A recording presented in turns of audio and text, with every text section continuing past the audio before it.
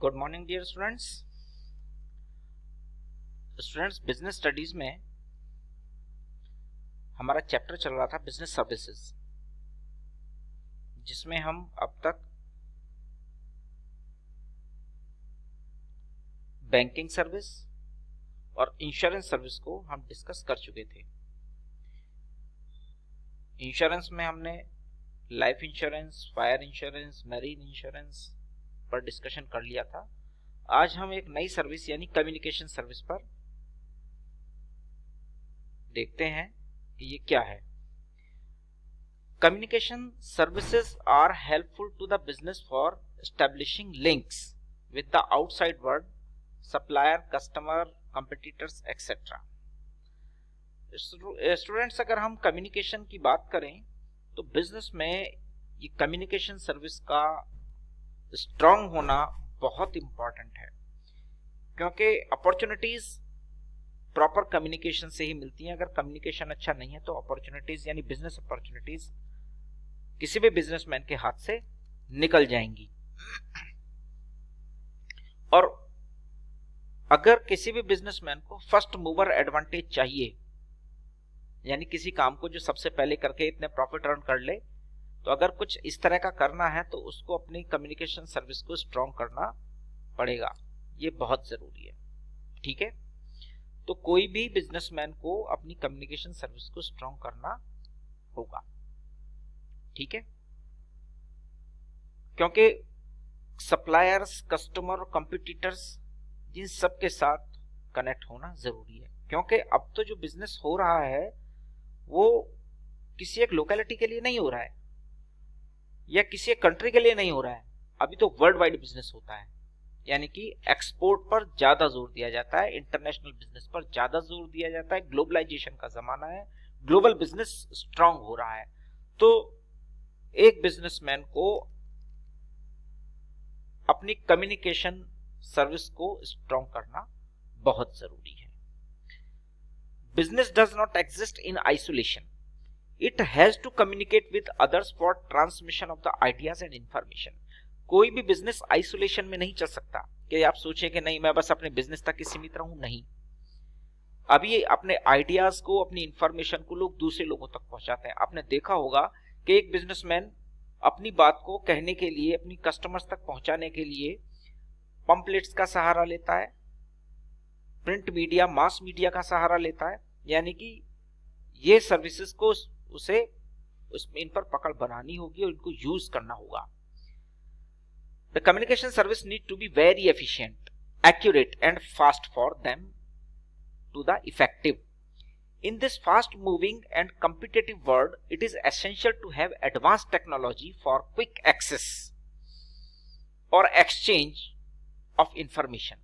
The electronic media is mainly responsible for this transmission. The main services which help business can be classified into postal and telecom services. तो अगर business को हम business services की, communication service की बात करें तो इनको हम टू पार्ट्स में फर्दर डिस्ट्रीब्यूट कर सकते हैं, जिसमें पोस्टल सर्विसेज और टेलीकॉम सर्विसेज हम इनको इन दो पार्ट्स में, इन टू पार्ट्स में हम इनको डिवाइड कर सकते हैं। तो आइए सबसे पहले देखते हैं पोस्टल सर्विस क्या है। स्टूडेंट, पोस्ट के बारे में तो आप जानते हैं, पोस्ट ऑफिसेस के बारे में जानते हैं, पोस्टल डिपार्टमेंट के बारे में जानते हैं।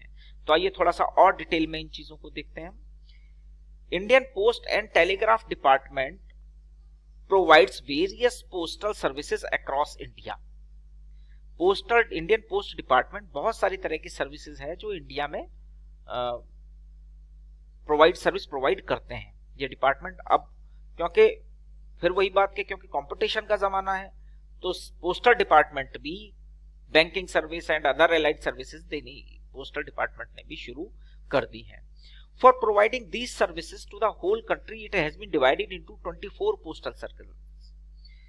पोस्टल डिपार्टमेंट ने पूरे इंडिया को 22 पोस्टल सर्कल्स में डिवाइड किया हुआ है। These circles manage the day-to-day functioning of the various head post office, sub post offices and branch post offices.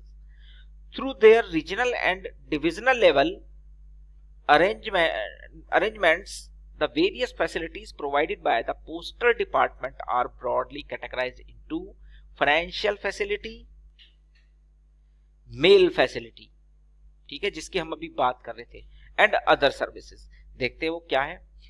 Students, post office financial facility भी देता है। पहले ये इसका मेन पर्पस केवल कम्युनिकेशन ही था, लेकिन जैसे जैसे हमने बात की, ग्लोबलाइजेशन का जमाना आ गया है, सभी डिपार्टमेंट्स अपने अपने फंड्स जनरेट करने की शुरुआत कर दी है डिपार्टमेंट्स ने। पोस्टल डिपार्टमेंट भी चाहता है कि वो अपना फंड्स जनरेट करे, अपने खर्चे खुद निकाले। भारत सरकार का डिपार्टमेंट वो चाहता है कि अपने खर्चे खुद निकाले, तो उसने भी फाइनेंस सेक्टर में अपने कदम रख दिए हैं। These facilities are provided through the post office, the saving scheme like public provident fund। जैसे बैंक भी पीपीएफ की सर्विस देता है, पोस्टल डिपार्टमेंट भी पीपीएफ की सर्विस देने लगा, क्योंकि वो भी चाहता है हमारे पास भी कुछ फंड्स जनरेट हो। Kisan Vikas Patra and national saving certificate in addition to normal retail banking functions of monthly income scheme, recurring deposits, saving account, time deposits and money order facility. यानी कि जो बैंक सर्विसेज दे रहे हैं वो सभी सर्विस अब फाइनेंशियल पोस्टल डिपार्टमेंट भी देने लगा है।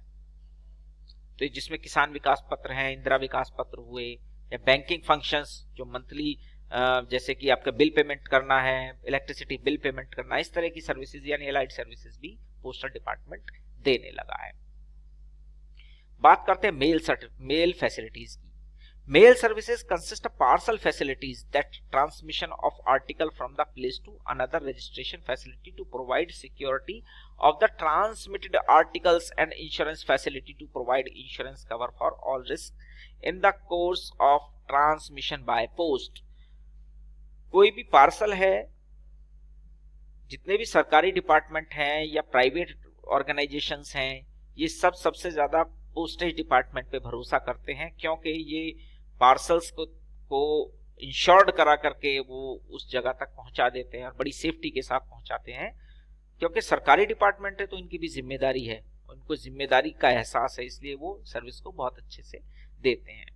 तो मेल फैसिलिटी पे पार्सल की फैसिलिटीज भी है, पार्सल पहुंचाने की फैसिलिटी भी ये देते हैं। अब क्योंकि चिट्ठियां तो अब बंद हो गई हैं, लगभग बहुत कम है, ना के बराबर, क्योंकि टेलीकॉम सर्विस का जमाना है। ये जितने भी मोबाइल फोन हैं या इंटरनेट के थ्रू, आपने देखा होगा व्हाट्सएप से आप तुरंत मैसेज दे देते हैं तो भेज देते हैं, ईमेल के थ्रू भी आप मैसेज भेज देते हैं। तो अब चिट्ठियां तो लगभग कम हो गई हैं, लेकिन पार्सल तो क्योंकि इसमें फिजिकल ट्रांसमिशन की जरूरत होती है, तो मेल फैसिलिटी ये पोस्टेज डिपार्टमेंट को बहुत अच्छे तरीके से इसको चला रहा है। ठीक है, तो ये बड़ी अच्छी फैसिलिटी पोस्टेज डिपार्टमेंट देता है। Postage department also offers allied facilities, जिसकी हम बात कर रहे थे, फॉर द फॉलोइंग टाइप्स, जैसे ग्रीटिंग पोस्ट, ग्रीटिंग्स भेजना, media post, direct post for direct advertising, ये भी काम पोस्ट ऑफिस करता है। इंटरनेशनल मनी ट्रांसफर भी पोस्टेज डिपार्टमेंट करता है। पासपोर्ट फैसिलिटीज भी देता है। Unique partnership with the ministry of external affairs and for facilitating the passport application, passport applications भी जो है ये आपका पोस्टेज डिपार्टमेंट फॉरवर्ड करता है, एक्सेप्ट भी करता है। स्पीड पोस्ट फैसिलिटी, आपने देखा होगा जब आप पोस्ट करते हैं तो जब बहुत जल्दी आपको अपने कोई मैसेज या रिकॉर्डेड मैसेज, जिसमें हम राइटिंग मैसेज की बात कर रहे हैं, वो आपको भेजना हो तो स्पीड पोस्ट के माध्यम से इसको भेजा जाता है। ठीक है, और सरकारी डिपार्टमेंट्स में तो ये सबसे ज्यादा ये सर्विस का इस्तेमाल होता है। E bill post of the latest offering for the department of collect bill payment across the counter of BSNL Bharti Airtel, यानी कि पूरे भारत में ये बीएसएनएल का बिल का पेमेंट है या एयरटेल मोबाइल फोन का बिल का पेमेंट है, ये पोस्टेज डिपार्टमेंट पेमेंट करते हैं। यानी आप वहां पर भी काउंटर है, वहां जाकर के आप पोस्टेज डिपार्टमेंट में जो आपका डाकघर, मुख्य डाकघर होगा, हेड पोस्ट ऑफिस, वहां जाके आप इसको पेमेंट इजीली कर सकते हैं। तो देखिए कितनी सारी मेल और फाइनेंशियल सर्विसेज ये लोग पोस्टेज डिपार्टमेंट देखिए देता है। ठीक है स्टूडेंट्स, तो देखिए आज हमने सीखा पोस्टेज सर्विसेज, जिसमें हमने फाइनेंशियल सर्विस देखी, मेल फैसिलिटीज देखी और अदर एलाइड सर्विसेज हमने इसमें देखी, जैसे कि ग्रीटिंग हुआ। ठीक है, या मनी इंटरनेशनल मनी ट्रांसफर हुआ, पासपोर्ट फैसिलिटी हुआ, या ई बिल पेमेंट, इलेक्ट्रॉनिकली वो बिल पेमेंट भी कर देते हैं। तो इस तरह की फैसिलिटीज हमने देखी। ठीक है स्टूडेंट्स, अपनी नेक्स्ट वीडियो में हम टेलीकॉम सर्विस पर डिस्कशन करेंगे। ओके, तब तक के लिए थैंक यू।